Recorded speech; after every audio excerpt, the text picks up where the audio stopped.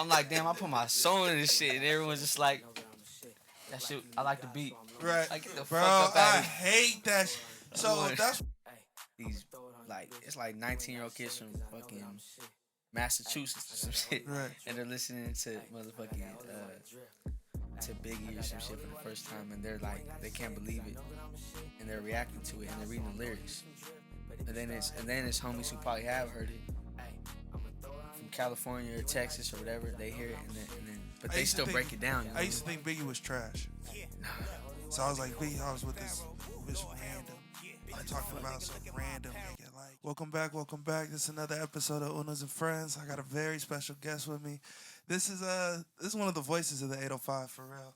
He just, to me, just the way he just talks on the tracks and what he got to talk about and the voices that he uses and what he chooses to, really touch on and give y'all, the jewels he tries to give y'all. To me, he's definitely the voice of the 805 for sure. My man Shorty DuWop in the building. My dog, what's the deal? What's the deal? With you, my boy? Chilling. Thank you for coming out, bro. Shit, it's an honor, bro. Yeah, for sure. So shit, let's just jump right into it. So for those who don't know DuWop, you always with a cane, as you can see. You know what I'm saying? When I first met him, he told me a little bit. When I first met him, honestly, I thought you got shot. When I first seen you, I was like, "Oh, my man got a cane." Like, okay. Then we chopped it up. You told me the story a little bit, but why don't you tell them, like, what's the cane about, bro? I mean, it came along when I was around 18, 19. I had tumors in my knee when I was in high school, so bone tumors. And at first I was just with the crutches or the wheelchair, and then after a while I got tired of that shit. Oh, yeah. And even a walker at some point, I was like, motherfucker, I'm 18, I'm not We're 85. Right. So the cane came along, and then once I started having the cane with me every day, like it became part of me. And it wasn't like to try to have no image necessarily, but that shit just kind of fit in with my entire whole thing, the whole shit. And now like I can't really get rid of it. When I walk around without it, I don't really feel like myself at this point. And so I call it God's leg at this point. Now. I call it God's leg because I'm like, motherfucker, this is like the leg, the fucked up leg that the good knee that I don't have. You know what I mean? So it's God's leg. It's my strength. Sure, that's real. Knowing from just your music, you're a God-fearing man. Of course, yeah. Hearing the passion you speak about when it comes to the Lord and all that, what's the message that you're trying to leave behind for the people? What do you think your purpose actually is? Here on earth, yeah, I feel like my purpose here on earth. I struggle to figure that out every day. I mean, I always like to say like I'm here to change the world. I'm here to do all, but we say that every day, but we're like, how are we gonna change this motherfucker? Like everybody wants to change the world, but no, everybody wants to see the change, but not be the change. And I'm having a hard time changing as well, and like evolving in this life shit. So my purpose here, I feel like, is to say something that's gonna influence the next generation. What's the message you may want to leave? If you may not have a purpose, that you may not, you have a purpose, but you may not know your purpose all the way. What's the voice, the message that you want to leave for the people? The message is to see the God within ourselves, because we all got it at some point. We all got this thing called God in us, and that's actually the meaning of my real name. My real name is Manuel, and the biblical meaning of it is God in us, and God is with us. I wanted to get it blasted right here. Yeah. I haven't yet. I gotta lose a little. You got a little belly, but it's for sure. I'm gonna have it there. But God in us, like to realize and recognize that we all have it. We all have it. I mean, it's deeper than that though. It's not just that. Yeah. Like it's just that means basically realizing your true potential, and we could do anything on this motherfucker. Anything. Yeah. Anybody, no matter where you come from or what type of upbringing you have or struggles you may be born with. A lot of us are born with struggles that nobody else will really understand. They just look at somebody and just think one thing about them, but they don't know what that person deals with internally every single day. So we're all born with something. We're all born with gifts and curses.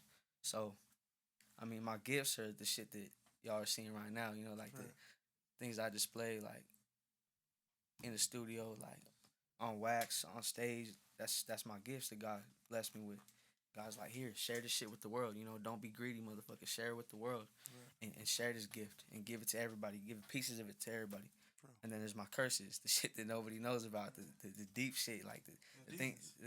Like we all got demons. Like we all got an angel on one shoulder and a demon on the other. So there's the curses too, and the curses are the gifts at the same time. It's weird. The curses feel like gifts too, because without those curses, I wouldn't be able to talk about the shit I talk about every song. You know, those curses bring out some of my illest shit, dog. So um I'm trying to remember exactly what I was getting at with this. Good. But we got an hour. Yeah. So we got an hour. We got an hour. Oh, I can talk all day. Yeah, shit. we good. But yeah, I mean, my purpose here on earth, I feel like, is to change the world, but I need to change myself first. You know, and I haven't done that yet, but I'm trying. Right. So it all starts with the try, though. It's like seeing, it's like the drunk. You know, the first thing is admitting that he's a drunk to get to the cure. You know what I mean? So you're seeing what you have to do to be the voice and be the change, and you're trying to change that within yourself.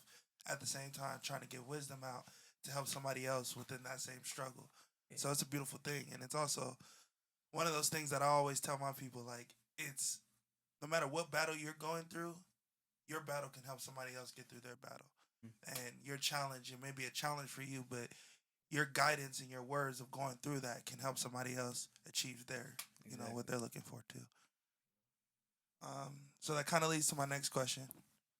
Where do you see yourself? You did a track in like 2020. Are those still the same goals? Like the same still goals for you? Yeah, of course. Yeah, okay. Of course.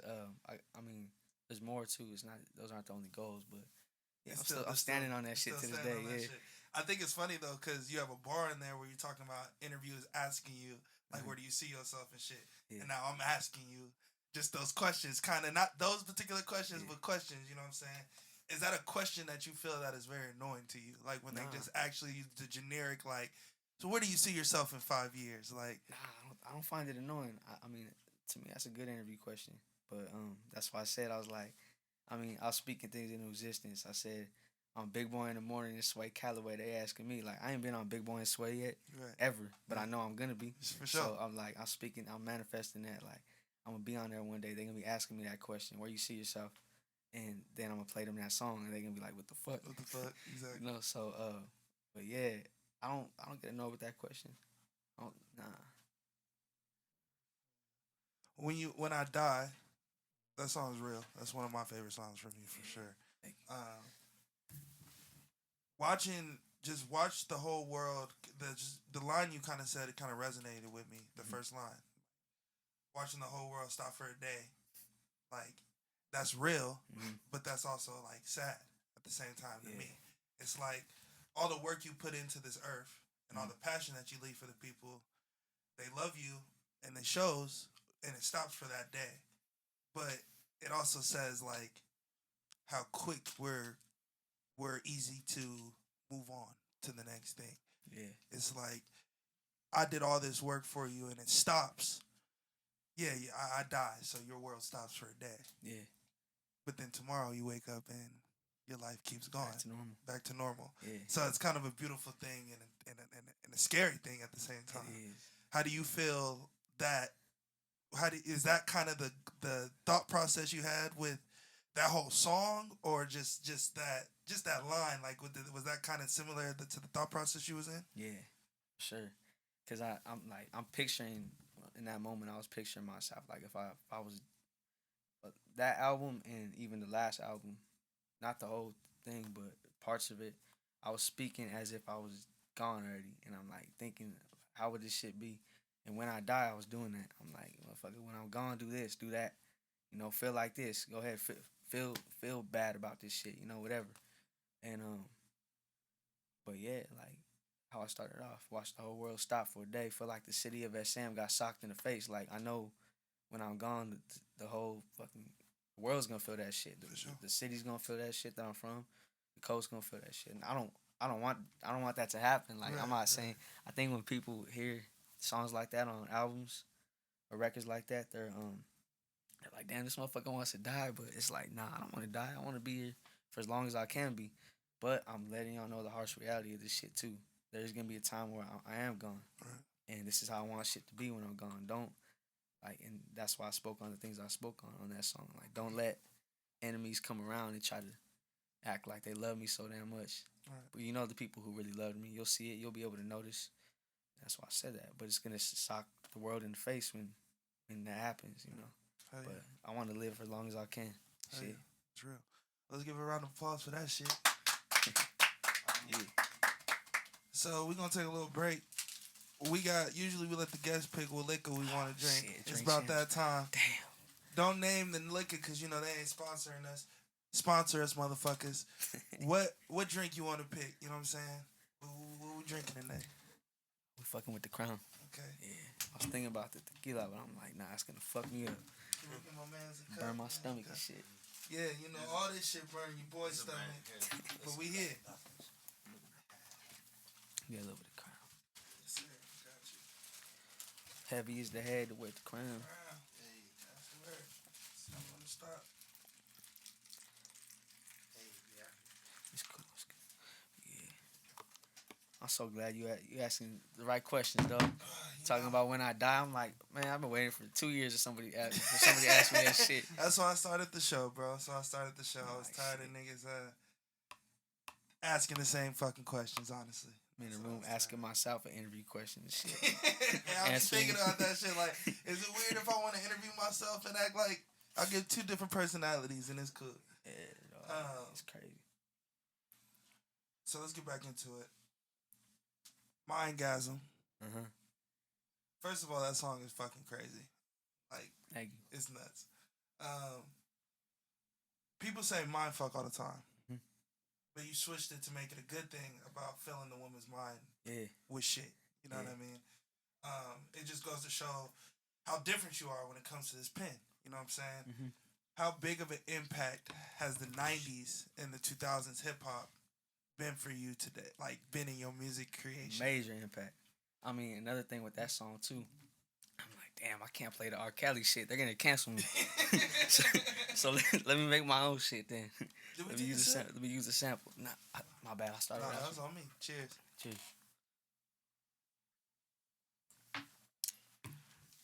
But yeah, the 90s and 2000s was heavy on me because I was born in 95. I know it's like kind of in between. Right. My parents played all that shit. So as far back as I could remember, I was hearing everything from the death row shit to the fucking to the late 90s R&B shit. I was hearing everything. So yeah, I hear it. It's like your flows, your beach choice, the way your subject matter is like real.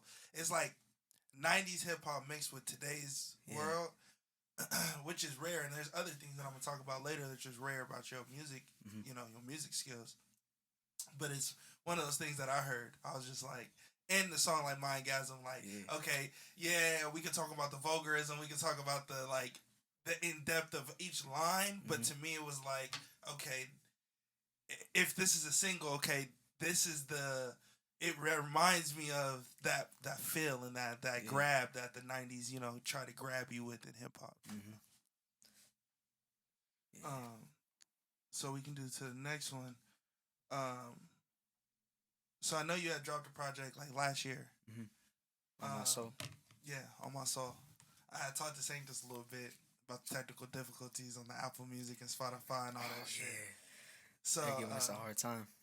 They're giving us a hard time. Yeah, they some hoes, but it's out there. It's out there. You gotta, you know, it's out there. Yep. I know he has a lot of different drops.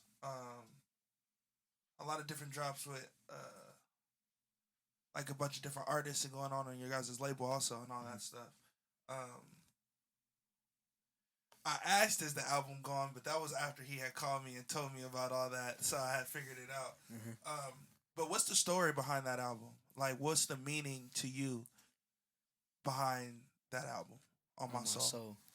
I mean, shit, it was my soul on record, my soul on wax.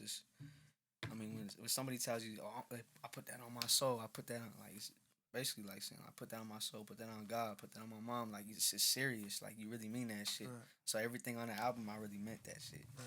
You know, even everything. So I was basically just giving motherfuckers my whole soul, everything, just on that album. You can hear it, like, you know, on songs like Scared to Live, you can hear that shit. Right. Things that I'm talking about, things about myself that I probably wouldn't even talk about 5-10 years ago. Be too embarrassed, you know. So I mean, the album means a lot to me. It means just as much to me as the one before that. Right. So yeah, I was just spilling my soul on there. Hell yeah. You know what I Then mean? you started off with the single On My Soul, Yeah. named it after the album. Uh-huh. So you already know, like, I'm listening to that song, like, okay, this is going to be what the album, you know what I mean? This is what the embodiment of what I'm trying to do, and it's definitely that. Mm-hmm. A 4-minute song, or just real spill. Like, I'm real talking to you about, like, what's on my mind and what's all that. How did that song come about? That song was actually the reason for the entire album. You know, he shot the cover for that. Lord shot the cover for it, and then we had the song done, and I don't know, that song sparked the entire shit because I wouldn't have had the entire album if it wasn't for that song. That song inspired me. My own shit, like when your own shit inspires you, that's when it's really like, damn, I'm doing so, something. I'm doing yeah. So I mean, On My Soul, I wrote that. The second and third verse on those songs are true stories about incidents I had just out on the street or just when I was out and about dealing with other people outside. And the second verse, it was this older cat he's from Napomo, which is like 10 minutes away from Santa Maria, 15 minutes, whatever. Um, he had told me he seen me perform one of my poems at a show, and he. Oh, you do poetry? Yeah, a little bit. Yeah. Okay. Yeah. I mean, it makes sense. Yeah. It makes sense. Yeah. But he caught my performance that night at a local bar, and he was tripping out because They not ready. Huh? They not ready. They not ready. He said he never heard no shit like that, and he told me he came outside after the performance and he pulled me aside. He's like, "Hey, mijo, like when you spoke, that was God speaking," and he's like, the whole room got shook up, the whole building, like everyone could feel it, and he after that he was giving me a lot of praise and shit I wasn't used to growing up. You know, like people would tell you all this shit wrong with you. They never gonna give you that admiration. Hell no. So like around that time, I started getting a lot of that, and I wasn't used to it. And that's why On My Soul I said, "And all this love, I ain't used to this. It's all confusing me. A culture shock to a prince. Like this shit is something I wasn't used to at the time. Now I'm getting used to it, and it's beautiful because I appreciate all of it. I embrace all of it. And I try to put that over like the hateful shit motherfuckers say, you know, because that comes too. That comes with the crown, you know." But you need the hate though. Hell yeah. You need both. But that's what people don't really give flowers. Yeah. They give hate, like you said. They give the negative before they give the positive. Exactly. And I know this sounds fucked up, and people probably gonna look at me like, this motherfucker a toxic ass human, you know. But we all are. But the hate, that shit drives me. That's the feel. And it makes me create some of my best work. And like, Lord knows, like every time there's somebody hating on us or some shit, I pop off like on a record. Right. You know, and I got some shit because of hate, you know. And a lot of my shit, but a lot of my hits come from the hate. Yeah, it's fucked up. It's like I was just telling them on the way over here. It's like the player haters, bro. You see Chappelle show? For sure. The player haters, bro. For sure. I'm like, motherfuckers, like they remind me of that, you know. We did Buck Nasty and shit from the player haters, bro. We were doing Choose album. Yeah. And that's what we were looking through. We were looking at the clips, and that's what we ran into the player because the player hated shit. Yep. We were trying to find a clip, couldn't find one, but yeah, that shit's hard as fuck. My favorite part is when Dave Chappelle was like, "Now as I sip my soda, then I'm sure somebody spitting," and then he drinks and shit. For sure. I'm already knowing y'all spitting my shit. How important is it to you to get your message across to the world? Like on a lot of your songs, you're speaking to fans, telling them to, level up their mind. They are in control of their own destiny, pretty much. How important is that message that it gets across to the people? It's very important because shit. I mean, music had the impact that music has, and the things we say. Like words are powerful, so everything we say, whether we think so or not, is gonna affect the motherfuckers not behind us, but the next generation, and everybody who might have some type who's influenced by us in any kind of way. They're listening, bro. Like the kids are listening, the younger homies are listening. Everybody's listening, whether you think so or not. So it's important to me because I'm like, if I'm talking about some bullshit, they're gonna grow up on some bullshit. If I'm talking about some real shit, they're gonna grow up on some real shit. If I'm talking about being a leader, which I'm learning how to do still. I'm not perfect. I'm not trying to get on records, and I know it. Like sometimes I may seem like I got it all figured out, but everything I'm saying is what I really feel in my heart, and I'm trying to get towards that, and I'm getting closer each day. But I don't got it all figured out yet, but I'm trying, and but everything we say is gonna impact the next generation and anybody who looks up to us. So it's important to me because if I'm if I'm not talking about that, I feel like I'm wasting my breath, and I'm wasting my like God gave us the opportunity to make and bless us with the talent to make music. So what I look like getting on this shit, like picture this shit, like really me walking in the studio saying, okay, let me record some shit and just saying nothing the whole time. I'm wasting my time. I'm wasting the engineer's time. I'm wasting fucking the homie who produced the beat probably ain't even there. He's from fucking Amsterdam or some shit. I'm wasting his time. I'm wasting God's time. So, motherfucker, I'm trying to say something every time. Like even growing up, I didn't always talk a lot, But when I did, I always wanted to say something. I always wanted people to feel what the fuck I had to say. So I'm like you motherfuckers gonna feel me and feel my presence and feel what I have to say and what I have to offer in life.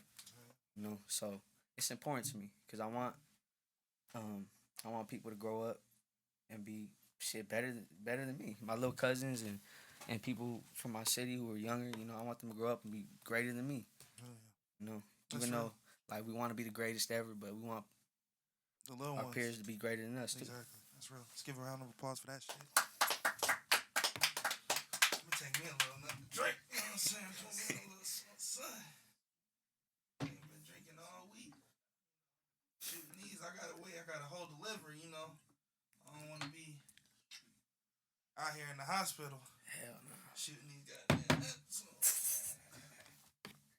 But my bad to go back to the On My Soul shit. I go back to it.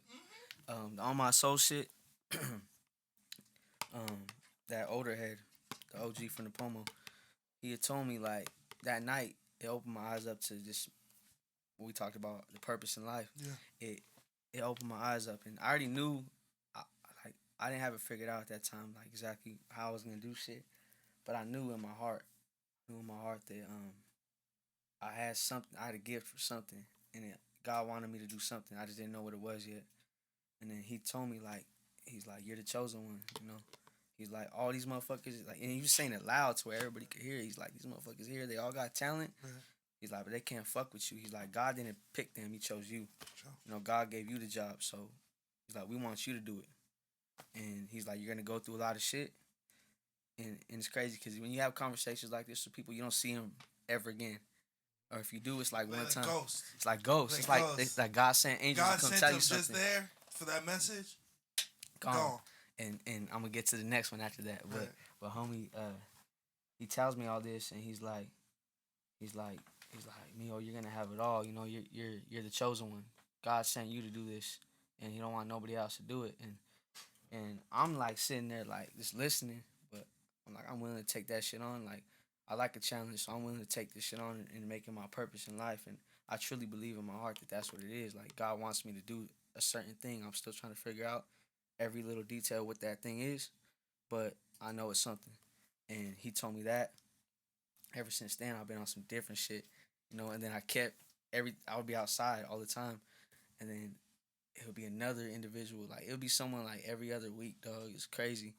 Somebody a homie in a wheelchair, he's like, I don't know, he's like, your aura is giving off a different type of energy. He's like, and I feel like, you're special, you're chosen, and I kept on tripping out. Like, why are people telling me this shit every other day now? It's weird.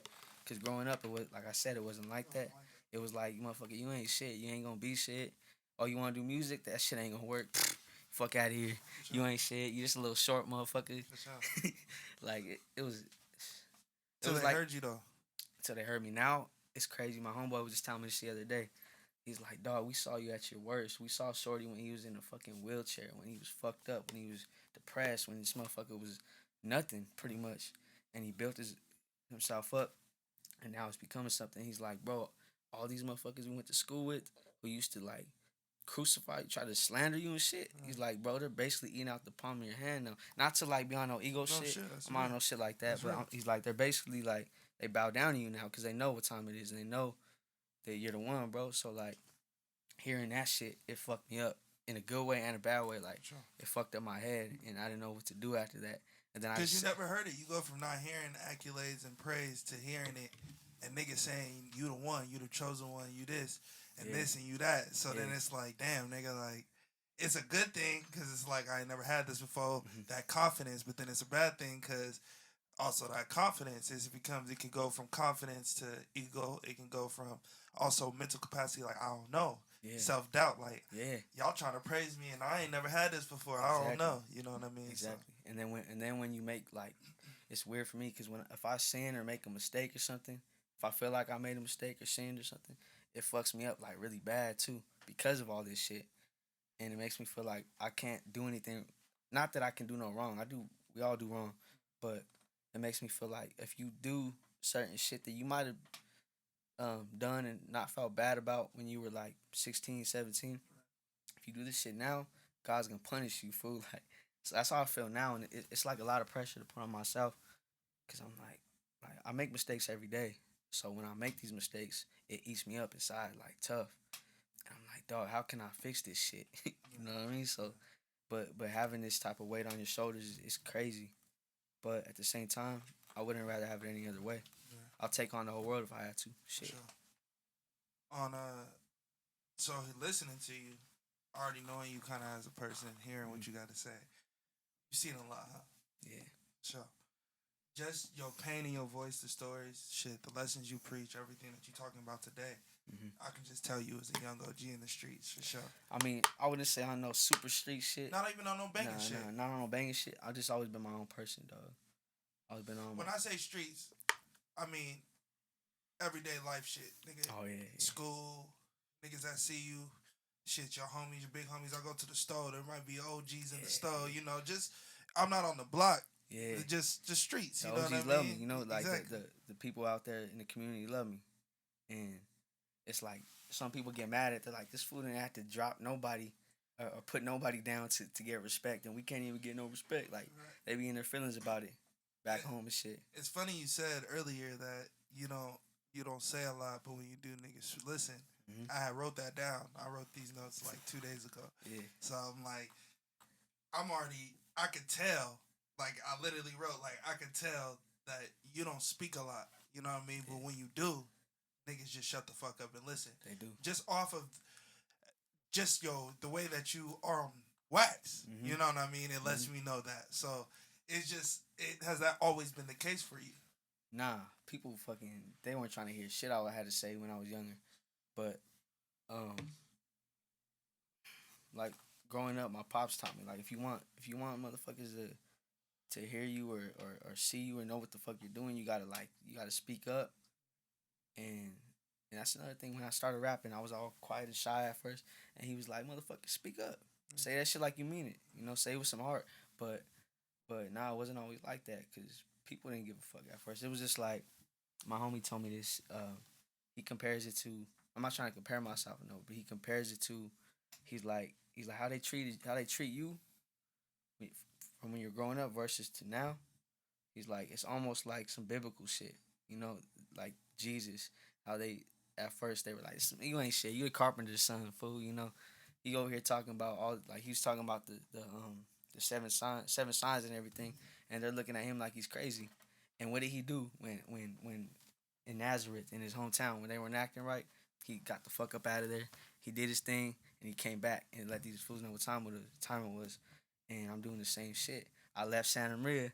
A lot of people don't know, but I left Santa Maria. I went an hour away for this past month and a half, almost 2 months. Left Santa Maria. They weren't acting right back home. Like, as far as like shit, people throughout the city. Back home, I'm like, I only got love for my family and like my supporters, but everybody else, I'm like, it is what it is. But I felt like that. I'm like, I'm leaving Nazareth, and I'm gonna come back on these motherfuckers when the time is right, and I'm gonna show them what time it is. But they weren't always trying to listen. They weren't trying to hear me out at first. They were like, fuck what you got to say. You ain't important. You ain't all that. You just another Ledesma. You know, like, you're nothing. So, but now they listen. Now they're like, damn, this motherfucker's serious. He's talking that talk, and he's like serious about it. and there's nothing that could stop him. A tsunami couldn't stop this motherfucker, you know. For sure. So yeah, they listen now. That's real. I love it. They listen now. Yeah. I love it. Last Days, bro. Yeah. That's honestly, I said on my soul is probably my favorite. Last Days is definitely my favorite. Because once again, you talking that real shit. As a believer, I also believe in the last days. Yeah. You know what I mean? Mm-hmm. So just hearing the song and hearing the way you decided to paint the picture of your last days was just kind of like, oh, there ain't nobody really did this on wax. You know what I mean? Like, so that's why I kind of like, I really, really like gravitated towards that song. You know what I'm saying? Yeah. Like, if a nigga's like, hey man, DuWop hard, will play me a song, I'm gonna play that one. You play Last Days. Hell yeah. Not every time. Just because if you actually listen, you know what I mean? And there's another one, it's Red Sea, right? Red Sea, yeah. Stupid. Like, I don't have no notes on that one because I'm an idiot, but Red Sea also crazy, you know what I mean? Like, if a nigga can split, if you could split a top, you know what I mean? Then you could part the Red Sea. Like, just the way that you choose to talk on biblical things but make it where it resonates to an everyday person. You know what I mean? Yeah. It's just, that shit's nuts to me. That shit's real nuts. I don't even know how that shit like spilled out of me last album, but that's what I was on. I was like, I'm on this biblical shit, but it's like what I told somebody, like, what's your album gonna be like before I dropped it? I said, it's gonna just imagine the Bible uncensored, you know? And then they're like, what the fuck? Fuck that mean? Yeah, like what that mean? I'm like, just imagine the Bible uncensored, raw and uncut. That's real. And then this next one, the next album, it's called Once Upon a Time in Santa Maria. Hell yeah. And they're like, it's the same shit. If somebody were to ask me, what's this one gonna be like?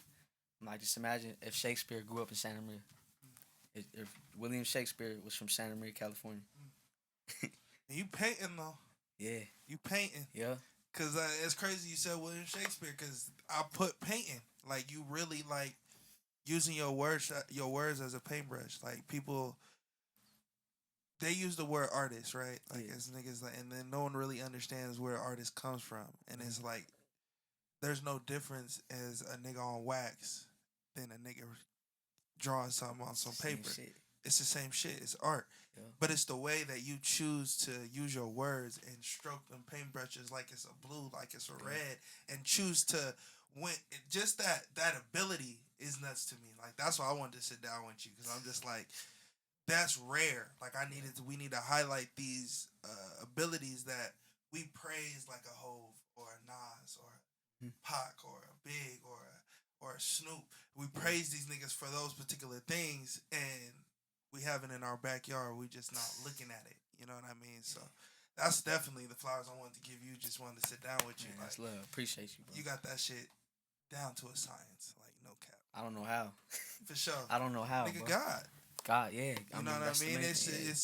But it's also your hard work too. You putting in the work to figure that out. You putting in the research you can't talk about shit you don't know about. So on top of your knowledge, on top of the things that you've seen, on top of the work that you putting in to be the greatest artist that you can be, is why you that. It's not why. It's the answer is already there. It's everything that you've who makes Shorty DuWop is why you're able to do and create those canvases the way you were able to create them. So. I appreciate all that, man. Yeah, for sure. Like the young Picasso shit, you know. You know, real shit. It's crazy. It is God though. Like you said, it is God. Real shit. Let's talk about Hollywood on Drip real quick. Different sound for you. For sure. You was in a whole different bag. Like, you still talking your shit, but it's just a different beat. The way you just attack the beat is just a whole different than listening to everything else from you. You know what I mean? How did that song come about?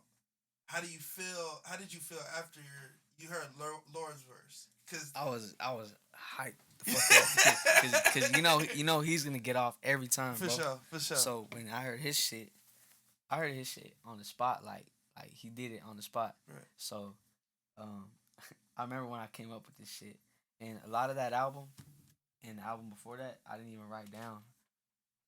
A lot of it, some of it I did, but a lot of it I built songs up in my head. Right. And Holy Water Drip is one of those songs. On My Soul was one of those songs. On My Soul, I went back later on to write some shit down because I'm like, yo, this one needs to be written down. I gotta come with that shit. Yeah, you know, just in case later on. frame that shit. Right. But Holy Water Drip, I remember coming up with this shit. I was in the kitchen and I was walking from the kitchen door to the backyard, in and out. I was in and out, like back and forth. Because when I write or come up with songs, I don't sit down anymore. Right. And like just I can't. I have ADHD, right. So I'm like this shit be acting up. You know, like I always gotta be moving around back and forth, circling, pacing. And I probably look like a weirdo, but I was playing a bunch of beats, and then that shit came on, and it was that Holy Water Drip shit, and then I heard it, and then immediately I was like, I got that Holy Water Drip, and like I hum shit before I come up with the words sometimes. Right. So I was like, like then the rest came out after. Right. And then I called Lord, and I'm like, I think I got some shit for both of us to do, and he be swagged out like a motherfucker. So I'm like, I'm talking about Holy Water Drip, so like I gotta have him on it. For sure. I can't throw somebody else on it. So I call him up and we talk about it, and he's like, I don't want to hear it yet. Don't send it. Yeah. He's like, I want to hear it when we get to the studio. Yeah. So we get to the studio, and then he comes up with the whole shit on the spot. Yeah. And then we both did our shit, knocked it out, and then it became like a Coast classic. For sure. Heavy show. That shit goes stupid. Yeah. That shit goes stupid. Round 2 with a dynamic duo with Cup of Tea. Mm-hmm. That's also probably one of my top songs for me. I love that shit too. How did that song come about? The hook definitely reminds me of some like Bone Thugs, Nate Dogg type shit. Damn. Like it's definitely like the hook is crazy. But how did that song come about? That one, we knocked it out at the Radisson Hotel last year. And how did it come about? I don't know. I came up with this shit. That shit felt jiggy as fuck when I came up with it. I was in my bag on that one. I was just like most of the time I'm serious on it, right? I was gigging to that shit when I came up with it. I was like, motherfucker, you don't even dance. What the fuck you doing? I'm sliding on this one. I was sliding, so I came up with that and the hook. I love the hook right away. I'm like, yo, I gotta show this shit to somebody. And I'm like, Lord would sound crazy on this shit. Threw him on that one. He was one of the only features on that whole album. For sure. I was like, those 2 songs he needs to be on. Yeah. So I threw him on that one, and then we knocked it out at the hotel. He sent me the verse later on, and I was like, he ate that shit. For sure. You know? It's crazy. That was one of his most memorable verses, too. Between those 2 songs, those were my favorite verses from him. He said, "Boo, dog, never been to Fresno." He slipped that bitch. Yeah. Sure. Y'all both did, no cap. Hell yeah. Shit, let's take a drink. Let's take a little drink. Sure. Let's give a round of applause for my nigga DuWop in this bit. Man, going crazy. Voice at 805. I ain't even gonna just say Santa Maria. I ain't even gonna just say slow. You know what I'm saying? I think it's the 805 for real. You think so? I think so, bro. I got that title? You got that title to me. For sure. I think, thank you, bro. I think, ain't nobody else doing what you doing, bro. Ain't nobody else talking the talk you talking. Shit. Moving the way you moving, bro. I don't see it. I don't see it. So, and that's coming from a nigga who got his own shit and own team and shit. I don't see it. So I don't see it at all. You got that, to me, you got that title for sure. Thank you, man. I trip out when I hear this shit. Like, I'm still, people might think because I move more confidently than I used to when I was younger. Yeah. This motherfucker, like, he ain't humble no more, but I'm still as humble as it can be. So, like, when I hear this, I just shut up and listen. For sure. And I'm like, man, like, I don't get like a ego boost or nothing. I just feel like honored to hear this shit because I'm like, I know how far, I've came and how much I had to work, how hard I had to work to get to who I am right now, which still ain't shit. But I'm like, shit is somewhere. It's somewhere, but I'm like, I'm gonna be the. People don't even realize how far I'm gonna be. How far we all gonna be. But right now, it just trips me out because I'm like, what do I say? Like half the time, I don't even know what to say to people, bro. I just be stuck listening. Like a homie told me when I dropped Vision, a homie reached out to me through the DM. He was like, bro, I'm going through so much in life right now, and like, you dropping this album, it checked me. And I'm like, my album checked you? Like, he's like, this shit checked me, dog. And I'm back on my shit. Like, thank you. I'm like, bro, I'm over here talking to myself. I'm not talking to everybody, but talking for me. I'm talking to myself, bro. I'm really talking shit to myself in a lot of songs. Right. I'm like, motherfucker, like, Right. You think you're this motherfucker. What she gonna do? Step up to the plate. Like, Right. I'm talking to myself a lot of time, but I'm really speaking to millions of motherfuckers at the end of the day, and they're like, that's when they recognize it, you know. That's real. So let's get into this new shit. Lord sent me he sent me a little early sneak peek of the CTC album. I know y'all still got little finishing touches on things and shit like that. I want to ask how you feel about the album. You know what I mean? I know it's around the corner. I know the work and the verses that you personally put on there. Also got your own personal shit cooking up. We'll talk about that a little later. What's your feelings just behind y'all finally putting together a whole CTC album and showcasing everybody's talents? I think that shit is gonna be good for the for the local scene. I feel like they're gonna hear that shit and be like, God damn, like every song is something. So I feel like we finally did it, and it took us a little while, but once he took us to Vegas, that's when shit changed. Like, we got in that motherfucker, and then Good Day came about, and you see what that song's doing right now. Differences came about, fucking all these other songs, and I'm hella excited for it, cause I don't know how people are gonna react to it yet. I see how they're reacting already at the shows right. to Good Day and Differences and the Coast song and all these other songs that we have, and I'm like excited to see what the outcome is gonna be of the actual release now. Right. You know what I mean? Like, it's gonna be crazy. It's gonna be crazy. 2 singles have dropped from it so far. If I do say so myself, you're the highlights of those songs. Yeah. But first, you got. Let's get into the first single that's dropped, Good Day. Mm-hmm. First of all, my nigga,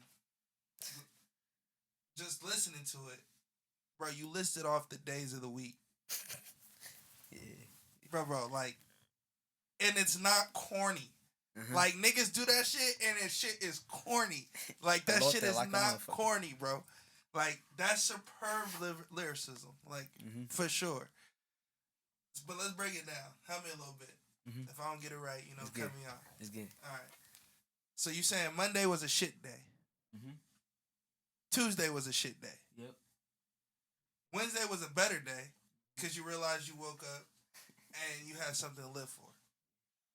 Thursday, either someone tested you or tested your faith, and you couldn't rest on it, couldn't sleep.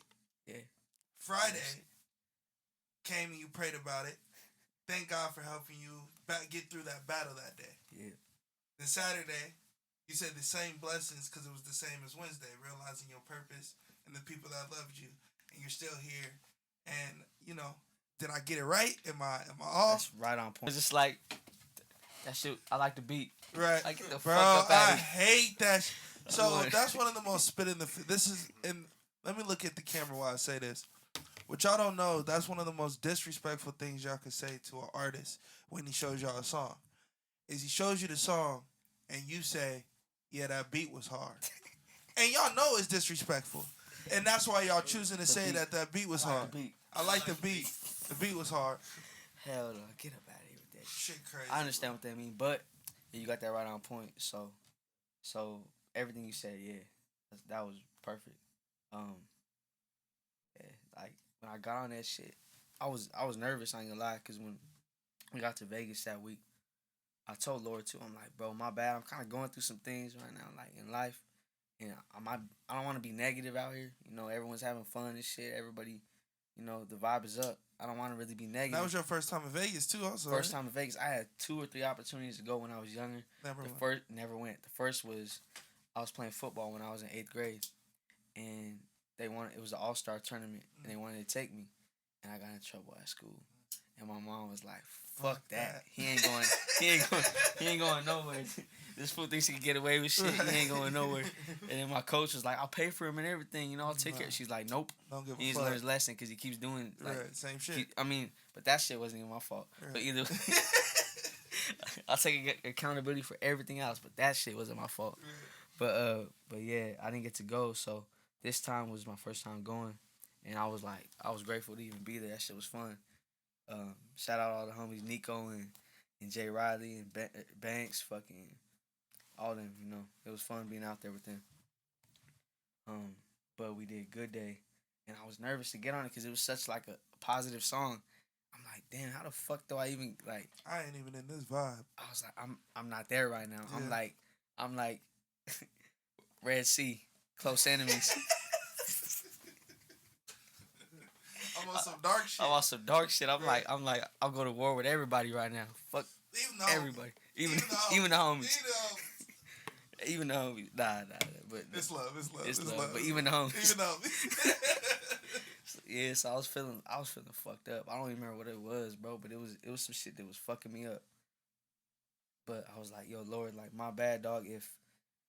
If I'm not sounding as positive as I should on this song, I apologize. Like, I don't know, I'm not really there mentally when it comes to that. But I'm gonna try my best, you know. But he's like, bro, do what you do. Like, you, bro. Like, you good. Everybody loves you for what you do. Like, so just do that, basically. Maybe not in those words, but he told me basically that. Like, just in that message. In that message, and then that's all I needed to hear. Next thing I know, I come up with the whole fucking week. Monday. You skipped Sunday. I skipped Sunday. I had Sunday, but they had to cut it short because I rapped too long. Okay. But Sunday, what did I say for Sunday? I don't even remember. But see, I'm smart with this shit. I can think on my toes, right? So you can say, I skipped Sunday because that's the Lord's day. I don't worry about nothing. I'm praying to the Lord Sunday. Yeah, that's real shit too. That's I don't have no straight. Exactly. Lord, I eliminate Sunday because Sunday's the holy day. Yeah. But you know, next interview, you know, you can steal that. It's cool. I'll give it to you. I'll give you credit. I give it to you. It's all good. I don't want credit. So now the second single, Differences. Mm-hmm. Bro, you slid on that. I did. Sure. Yes. I don't lie. It was alright. My verse. You thought it was alright? It was alright. Bro, you're talking about an ex-lover, I assume. Yeah. So, in talking about an ex-lover for 24 bars, I think it was, more than 16 for real. You're talking about a story. Mm-hmm. So regardless of what you think is hard and what's not hard, the average nigga can't do that. Mm-hmm. You can't tell, and this is all respect to anybody in anybody's crew anywhere. You can't tell niggas that take away the niggas that get paid for this shit. Because we don't get paid for this shit yet. Mm-mm. So any nigga that don't get paid for this shit can't do what you just did. Most niggas. Yeah. There's like a 10% that can do that in the world that don't get paid from this shit that can do what you just did. Talk about something that's you went through, recalculate those memories, put it on wax, and make a story within it. Yeah. Nigga, that's not... You want to know something? That's not whatever the fuck you just said is easy or whatever the fuck it was whatever. That ain't whatever, nigga. You know what's crazy? What's up? I rapped longer than 24 bars, but we had to cut it again because for sure. I'm already knowing. I was getting off and I was like, all right, I gotta chill. Chill. And Laura's like, damn, bro. He's like, you were getting off, like you were doing your thing, but I had to cut it because we have, you know, we can't keep that shit that long. I was talking to him in the car, and then we was talking. And we were driving to 2088. Yeah. And he was playing me some of the shit. And I'm like, bruh, my nigga going crazy. This nigga's a rapping ass nigga, huh? Like, that's when I really realized, like, okay, this nigga can really go. Like, he's can go. Like, he got shit. And he can keep going. And going and going and going. And he like, bro, I be cutting this nigga off. He like, he be having verses like 56 bars.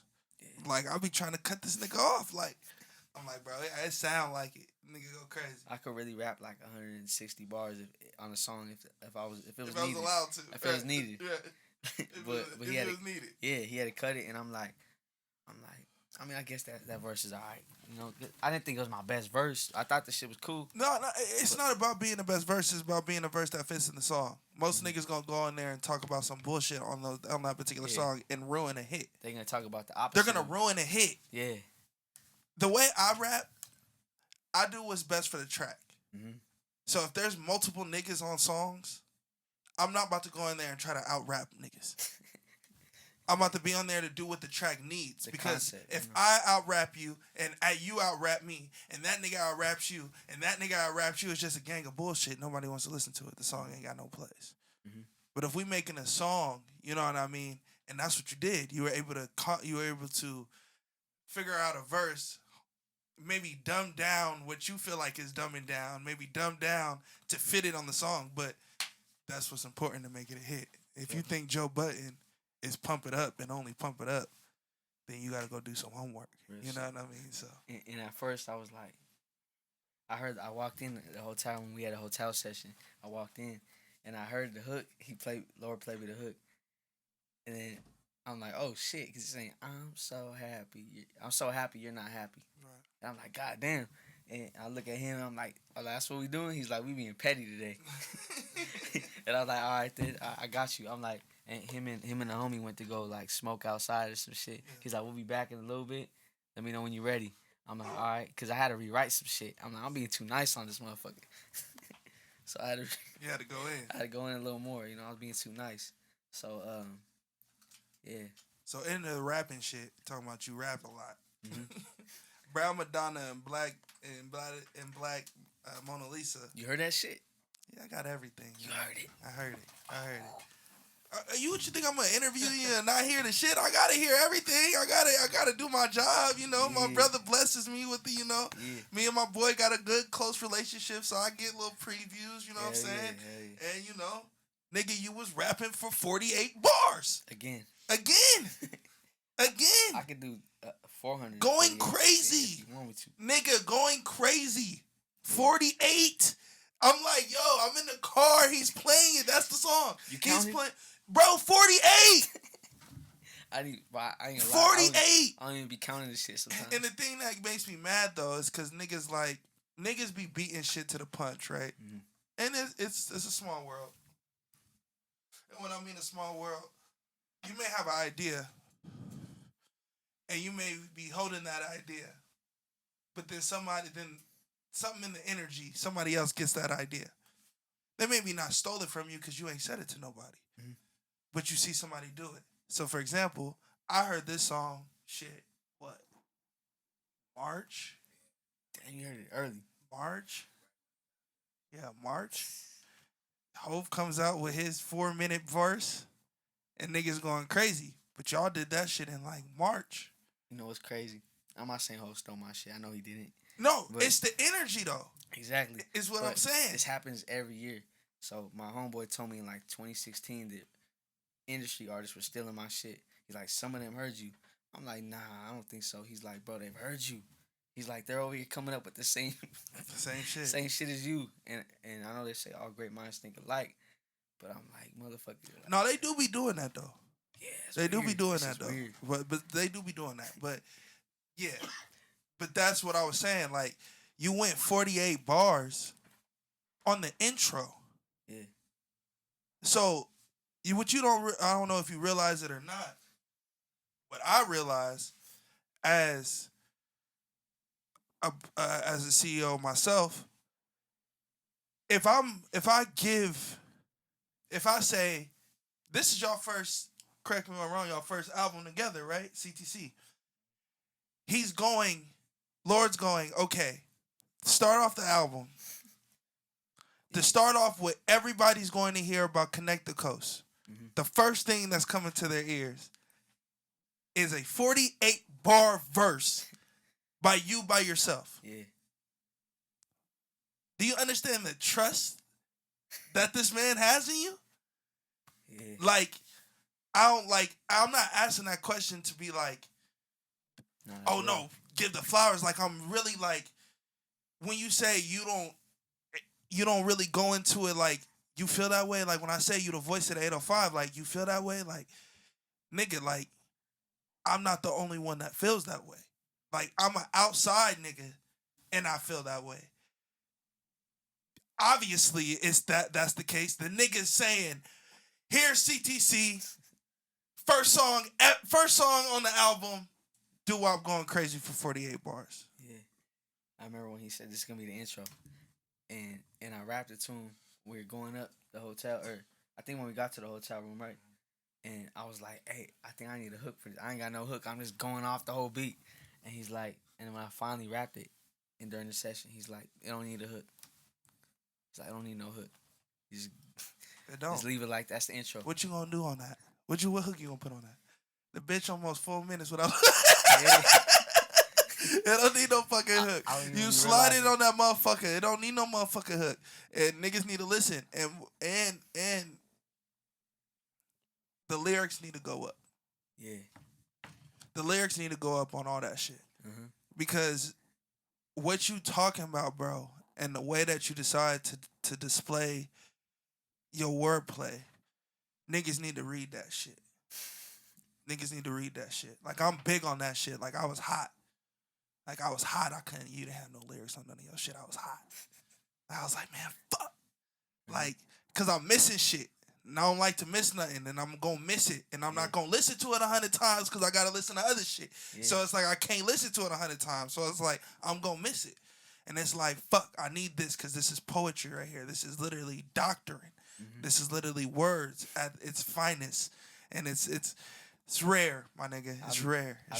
I'll be dying for somebody to make a reaction video to my shit, like reading the lyrics and everything like that. Because I watch that type of shit. Yeah. And I love watching it because I love seeing these, like, it's like 19-year-old kids from fucking Massachusetts or some shit. Right. And they're listening to motherfucking, to Biggie or some shit for the first time. And they're like, they can't believe it. And they're reacting to it and they're reading the lyrics. And then it's homies who probably have heard it from California or Texas or whatever. They hear it and then but they still break it down. You know? I used to think Biggie was trash. Nah. So I was like, Biggie, I was with this random. I'm talking about some random nigga, like some random ass. He won some rap battle at some shit I should have never been at. He won a rap battle and he should have never won, right? And we smoking. It's all respect. He probably watching this. Shout out my mans. I ain't gonna say your name, but shout out my mans. He was rapping and he won. He shouldn't have won. But anywho, he had a lot of weed. And at this time, all I wanted to do was smoke. You know what I'm saying? I was living with my man's Bam. And that's all I wanted to do was smoke. So he pulls up to the crib. He's like, pulls up a bunch of weed. We smoking in his whip. He's playing all this old ass hip hop, right?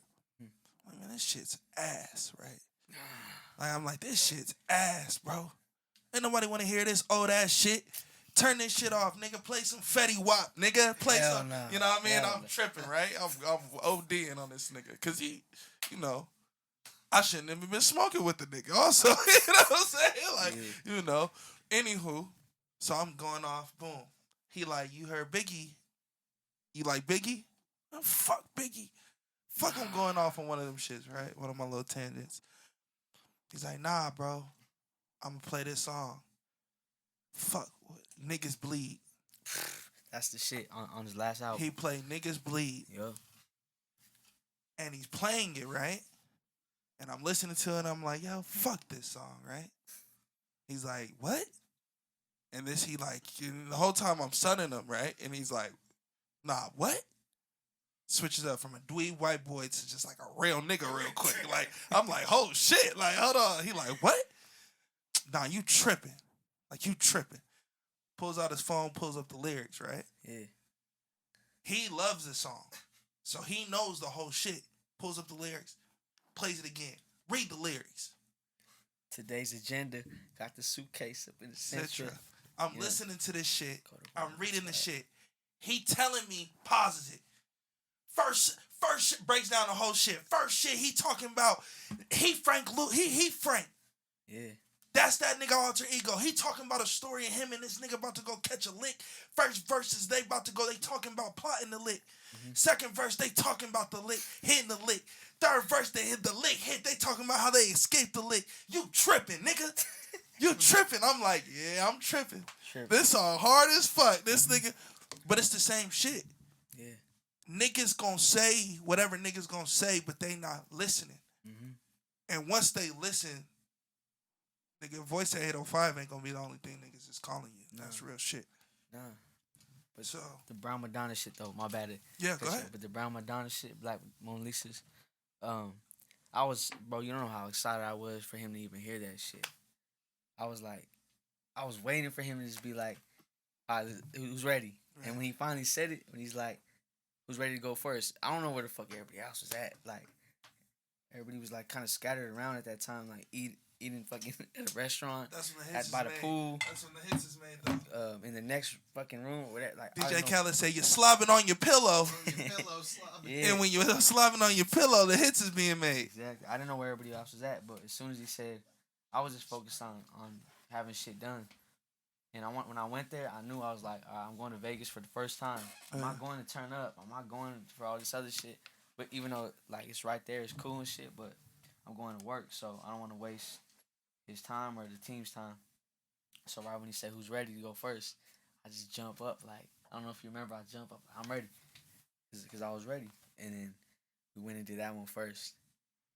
And that set the tone, though. Set the tone. That's one thing I was taught growing up. Set the tone. When I play football, it was set the tone. Yeah. As soon as you get on that field, light this motherfucker up. And have everybody looking like, oh, shit, it's that time. It's about that time. And this music shit, it's the same shit. I'm lighting everybody up, letting them know what time it is. So, and we had the craziest view right there in the hotel room. What the fuck? What was in front of us? I'm trying to remember. The what? The Wynn Hotel? It looked crazy from the window. We had the blinds open. We were just staring at that with the mic facing that way. And crazy. It was beautiful. So I knocked that out first. And then after I did it, Lord looked at me like, he's like, anybody who's, you know, basically, because we got people trying to take shots at us back home and shit. Yeah. So he's like, anybody who got something to say, like, he's like, that shit's going to wash them. Like, once they hear this, it's going to wash them. Just that alone. For sure. That 48 bars, like you said, it's going to wash them off the face of this shit. The nigga say, you counted? I didn't even count that shit. Yeah, I know you didn't count that motherfucker because you would have been like 48. Shit, hold on, I'll count that motherfucker in the car like. Yep. Okay, that's 16. I don't even be counting. Hold on, nigga, that's 24. Nigga, he's still going. Still going. He's still going. Okay. Yep. All right. So I got 2 more questions for you. Then we're gonna get into the shits. Mm-hmm. So no bias shit. Mm-hmm. Yo, No Disguise verse goes crazy. I think it's the best verse on No Disguise. No Disguise?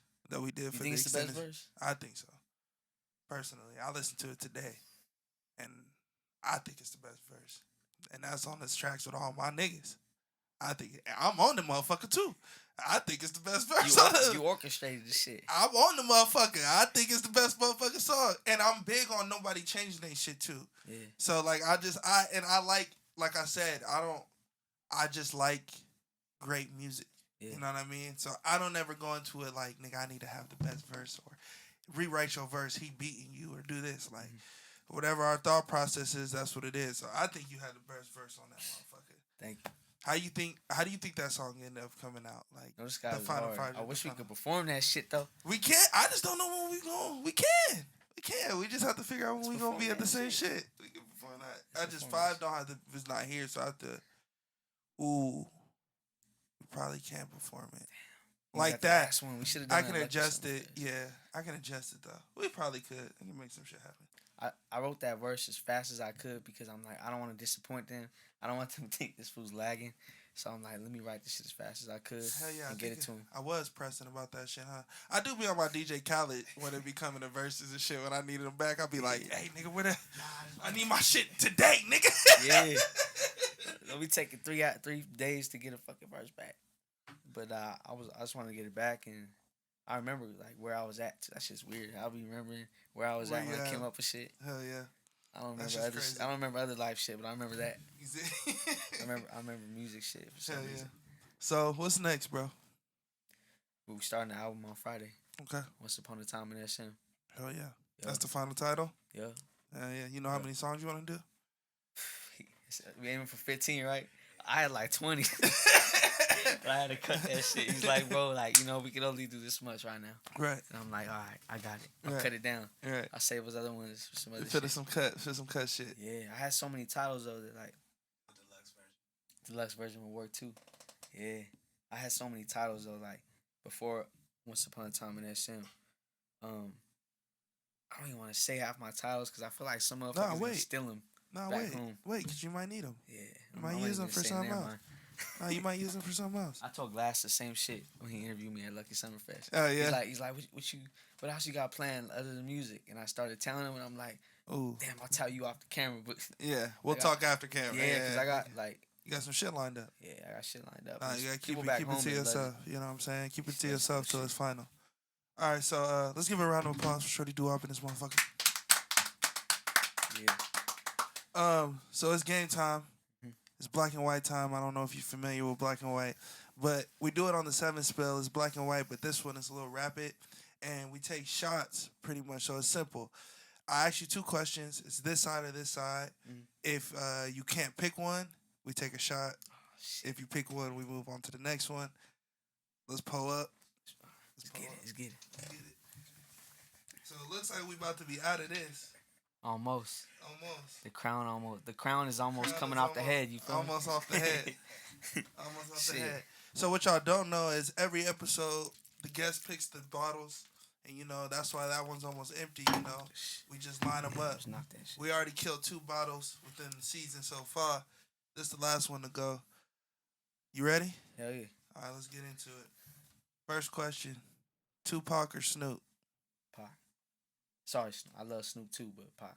Biggie or Hove? Biggie. Nas or Kendrick? Kendrick. The New Testament or the Old Testament?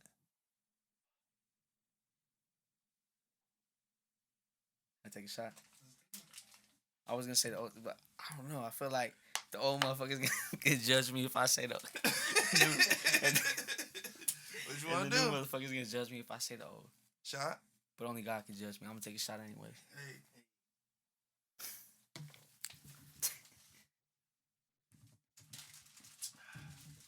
Let's pull up. Yeah. Reload. Reload it. Shit. Shit almost gonzo. What else we got? Muhammad Ali or Mike Tyson? Damn. Why you gotta do that shit? Because that's assault, bro. I based you it off. Sock me in the head. I based it off, what I think people gonna do. I don't want you. I want us to get drunk, and I think I feel like I've done enough research on you to ask these particular ones. So you heard me say Muhammad and Mike in a bunch of songs. Absolutely. Damn. So what we doing? Damn.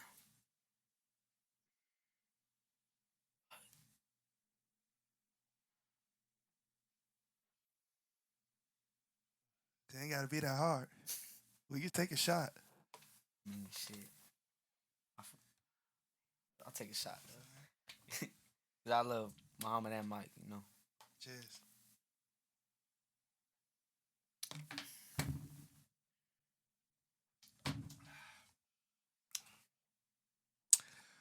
Moses or Paul?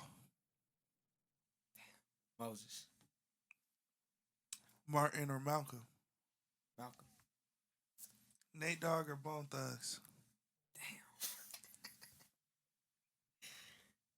Damn. And if we take a shot, we taking a shot at something else. So.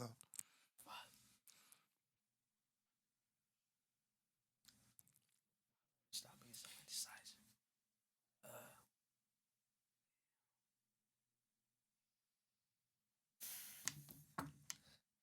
That made For the Love of Money. I can't. That's my favorite shit ever. Like. Yeah, but Nate got some shit. Nate Dogg. Nate got some shit. Bro, Ain't No Fun was my parents' wedding song. We doing? Fuck. What we doing? What we doing? I got hoes in different area codes. It was my shit when I was like 6 years old. What we doing? Taking a shot? So it sound like. Nate Dogg. Nate Dogg. I'm sorry, Bone Thugs. I love y'all. I want to feature one day. But shit. Damn. We can set that up. Yeah. We can probably make something happen. Probably. All right. Excuse me. Last one.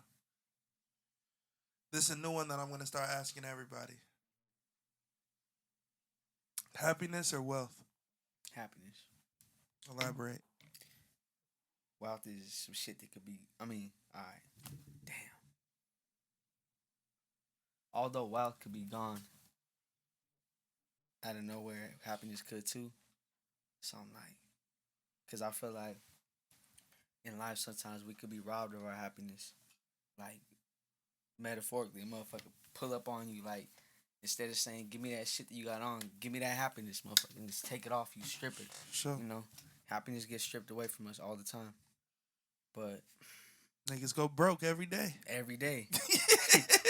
wealth could be gone like that. The motherfucker could rob you tomorrow. But if you had to have one, and it never got taken away, which one are you taking? Happiness. I just want to be. I don't remember the last time. I mean, I've been happy for a minute, but there was a long time where I wasn't. So being happy is something that's more precious to me than wealth.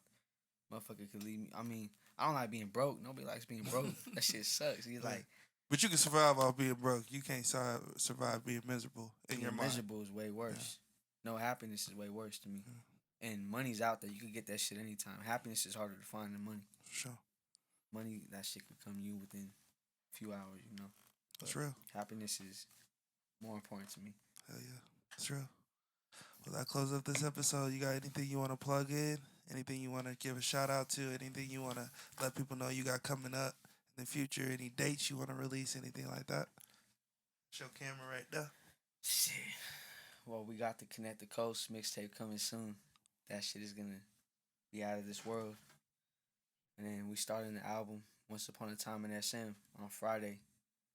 We're going to be locked in. Me, Lord, and Lil Bone's going to be locked in the studio. Knocking that shit out. Or starting it at least. And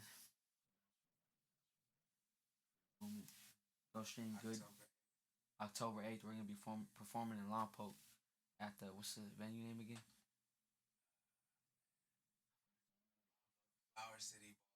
Flower City Ballroom in Lompoc, yeah. October 8th, we're going to be headlining there. And I guess the stage is going to be like a castle or some shit. I seen that shit. Yeah, so shit look fire. He told me this on the way over. Shit look fire. I seen that shit. The shit look fire. I'm disappointed. I'm mad. My boy supposed to plug his in. He ain't plug his in, so it's cool. I'll probably be there supporting y'all niggas. Hell yeah. Nah, nigga. Nah, it look hard. This shit gonna be hard. No, this shit gonna be hard. And we got that going on, and then, I mean, I want to shout out all my loved ones, all my supporters, everyone who actually gives a fuck about me. You know, I appreciate everybody being in my corner to this day. And although I fall down sometimes, although I fuck up, you know, make mistakes in life, I'm always rise up and make everybody proud. So I want everybody back home and everyone who loves me to know that shit. And I mean, thank you to my supporters too. Everyone who even takes the time to stream my shit.